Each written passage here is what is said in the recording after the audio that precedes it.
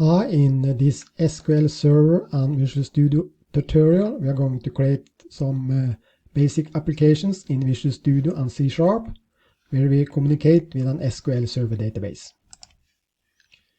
So here is the main contents of this tutorial. First, a short introduction, then briefly overview of SQL Server, then Visual Studio, and then some code examples will be provided. First, we will insert data into the database from Visual Studio and C#, and then we will create another basic application that are getting data from the database. First, a short introduction. So we will use SQL Server, which is a database system from Microsoft. We will create applications in Visual Studio and the C# programming language. Those applications should communicate with an SQL Server database. We will create some basic Windows Forms desktop applications, one or more applications that writes data to the SQL Server, and then applications that are reading data from the SQL Server. So basically, what is a database? A database is a structured way to store lots of information, and the information inside a database is stored in different tables.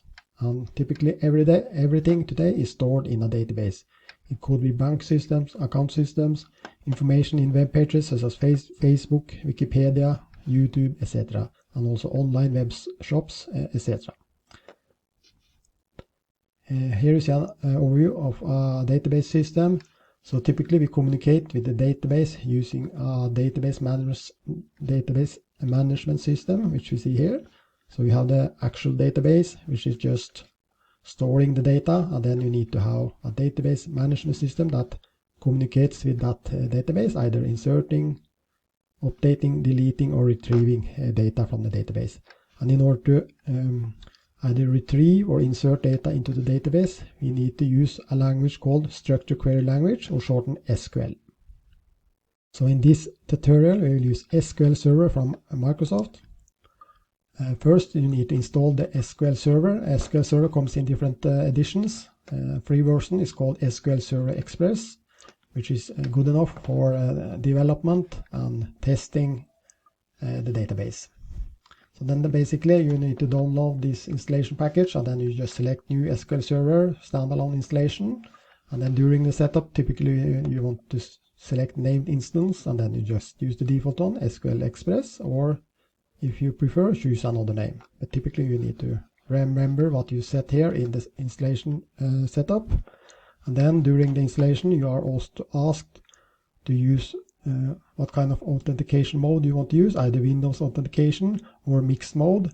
That means that you can choose between later, either in Visual Studio or other applications. You can choose between using SQL Server Authentication or Windows Authentication. So I suggest you choose this mixed mode. And then a default user will be created called SA, short for System Administrator, and then you need to specify a proper password for that user here. After you have installed the SQL Server Express package, you need to install something called SQL Server Management Studio. That is a software that you use in order to communicate with the database. You can use it to create databases, create queries, etc. So then typically in this SQL Server setup, you need to select Install SQL Server Management Studio, and then you come to a web page where you are asked for a free download of this SQL Server Management Studio, and then this installation package will be popping up, and then just follow the instructions. After you have installed SQL Server Express and the SQL Server Management Studio, you need to log in to that SQL Server Management Studio. So just in the Start menu in Windows, just search for SQL Server Management Studio, and then you need to, this is the first window that appears, you need to select how you want to log in to that SQL Server Management Studio. And then you can select between SQL Server Authentication and Windows Authentication. So that's the two things that you was selecting during the installation when you selected mixed mode. So here you can either select SQL Server Authentication, then this will pop up. Then you need to specify the SA login and the password that you entered during the installation. If you choose to use Windows authentication, then you just select Windows authentication in the authentication method, and then it is using the username and password which you use to log on to your computer. So then you don't need to specify username and password here, you just select Windows authentication. Typically you also need to select this trust certificate, etc. in both cases, and then just click connect. So after login, this Windows pop up. Here on the left side you have the server name, and below here you have different databases. Typically when you have installed it the first time, you don't have any databases here, but I have created multiple databases as you see here. And here on the right side, if you click new query, you can create different types of queries. In this case, select sensor ID, sensor name, sensor type from sensor, and then the result from that query will pop up here in the bottom. So that's how you use this SQL Server Management Studio. You can use it to create new databases. You can create different tables, store procedures, views, etc. And you can also execute different types of queries here. So in these SQL queries, you need to use this language, structured query language. So basically, structured query language, or shortened SQL, is used to write, read, and update, and also delete data from the database.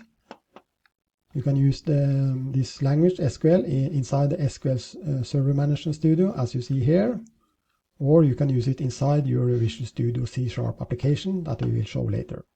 So here is a basic example of an SQL query. Select star from school, meaning you are going to get or retrieve data from the database. Here you specify the name of the table, and here this symbol, this star symbol, means that you are going to retrieve all different columns from that specific table.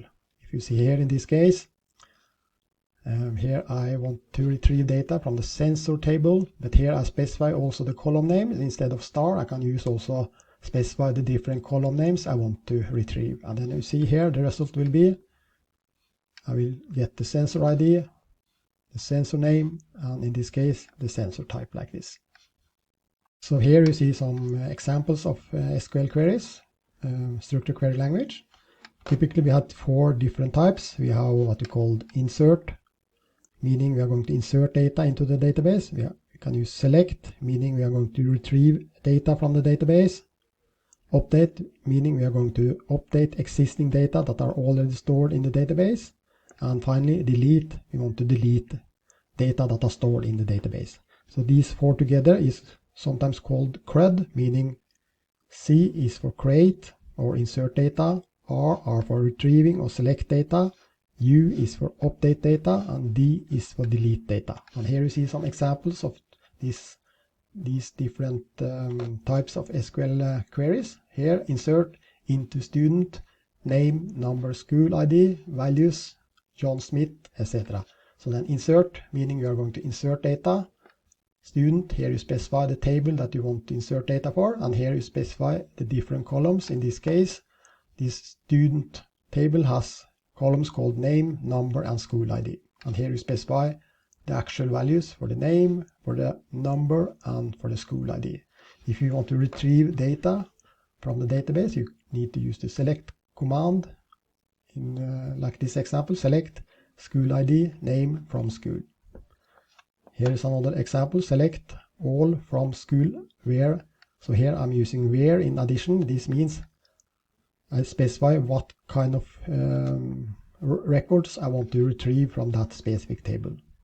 In this case, where you only specify from school, you get all the data that are stored in that table. Here you specify that you want only to get specific types of data according to this where statement. Next, update. Here in this example, update student, set name equal to John Wayne, where student ID equals to 2. So here you want to update existing data that are stored in the database. And in order to not update all the data in that specific table, you need to specify a where statement like this. Finally, delete from student where school ID equals to 3. Then in this case, I delete a specific record, and in this case, where the record or the school ID is equal to 3. If you don't specify a where statement here, you will basically delete all the data that are stored in this student table. Sometimes you want to do that, but in most cases you only want to delete some parts of the data that are stored in the database. So then you need to specify a where statement like this. So in this tutorial we are going to create a simple database, and you can call it for instance sensor system or whatever. So that will be the name of the database, and in that database we will create one table, and in this case the table will be called sensor. So here is an SQL script where we are inserting the table called sensor and the different columns. In this case we have sensor ID, which is an integer, and also a primary key with an identity 11, meaning we don't need to insert this column manually. It is inserted automatically by the system. And then we have sensor name, which is a varchar 50, and a sensor type, which is also a varchar 50. So let's create this database and this table called sensor using this SQL Server Management Studio. So now I have opened this software called Microsoft SQL Server Management Studio. Then you need to specify authentication type, either SQL Server Authentication or Windows Authentication. I can select SQL Authentication, and then you need to specify username. I just use this default SA password user, which you was specifying during the installation of the SQL Server, and then the password that I entered during the installation. I can also click here remember password, so then I don't need to enter it every time. Here also you could turn off this encryption to make it simpler, optional, and also trust server certificate like this. And then you can just click connect, and then you will get access to that database and the different tables. So here under databases you can specify different databases. I have already made some previous databases like books, orders, students, work, etc. So now we want to make a new database called sensor system. So then I just right click here on databases, create new database, and then specify a name. Then I just want to make a database called sensor system like this. Then just click OK. And then you see the sensor system database has been created. And here if I click on this small plus sign, you have tables, you have views, and you have stored procedures. So far it's empty, but if I now want to create this sensor table, I can just select here new query, and then I just go to my PowerPoint. I just copy this code, put it in here. Of course you can also manually enter this one. So basically create table and the name of the table, and then parentheses start, parentheses end, and then you specify the different columns. So this is first column sensor ID, then you have a comma, and then sensor name with a comma, and then final sensor type. Since this is the last column, you don't need to have a comma here. And then you can just click here execute in order to insert that specific table into the database. And then commands completed successfully, that's a great sign. And then here on the tables I can just click refresh, and then here you see that this table has been created. So then now I can either click the sign to see if the table has been created properly, and then you see you have column names here, data types, etc. And you can also click the plus sign here, columns, and here you can also see the different columns, sensor ID, sensor name, sensor type, and the data type like this. So now we have set up the database. So let's start with Visual Studio.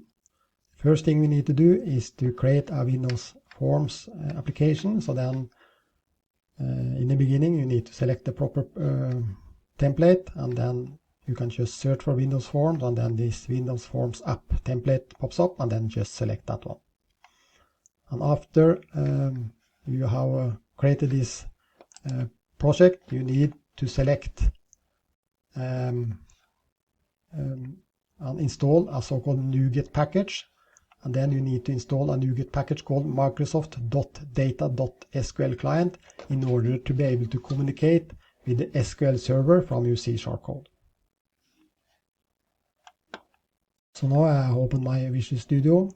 Here I just select create a new project, and then you get this list of templates, and then you can just search for Windows Forms, and then lots of templates appears here, but you just use this one, Windows Forms app. So just select this one, and then you need to specify a name of your project and a location. So then I start with the location. I just create a temporary folder called WinForm, and inside here I want to create my applications. And then typically want to have a proper name for our application.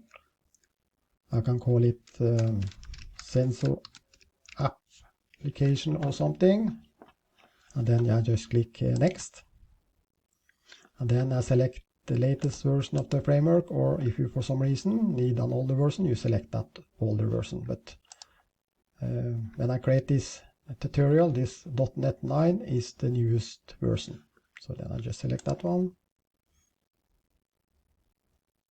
and then this project will be created for us. And then this Visual Studio editor will popping up, and here to the right we have the Solution Explorer, where we have the different files. Here we have our graphical user interface, and then if you go to View, we have Toolbox here on the left side, and then we can create different or use different user interface objects like buttons, checkboxes, text boxes, etc. So basically you select what you want here and just drag them into your graphical user interface, or this form as it's called. And then here you have the properties, so then either you can select the form, or if I just create a text box here like this, just drag it in. Here I can specify different properties for that text box. I can specify name, etc. So that's how we use Visual Studio. So now later we will create a more graphical user interface here that we will use in order to insert data into the database and later retrieve data from the database. And first we needed to install this NuGet package. So basically you just click here on the project name, right click, and then select Manage NuGet Package like this. And then here we have different NuGet packages. Here is the list of installed packages, which is empty in this specific project since we just created it. So we need to go to Browse, and then we need to just start searching. This package was called Microsoft.data.sql client. So here it pops up in the list here. So basically just select it, and then make sure to install the latest version, and then basically just click the install button here, and then just click here, apply, and accept. And now it has been installed. So then here under dependencies, here in our solution, under packages, you see that this Microsoft.data.sql client has been installed. So now we are ready to start creating our application. So let's start by creating a simple application that are inserting data into this SQL Server database. And then later we will create some applications that are retrieving data from the SQL Server database.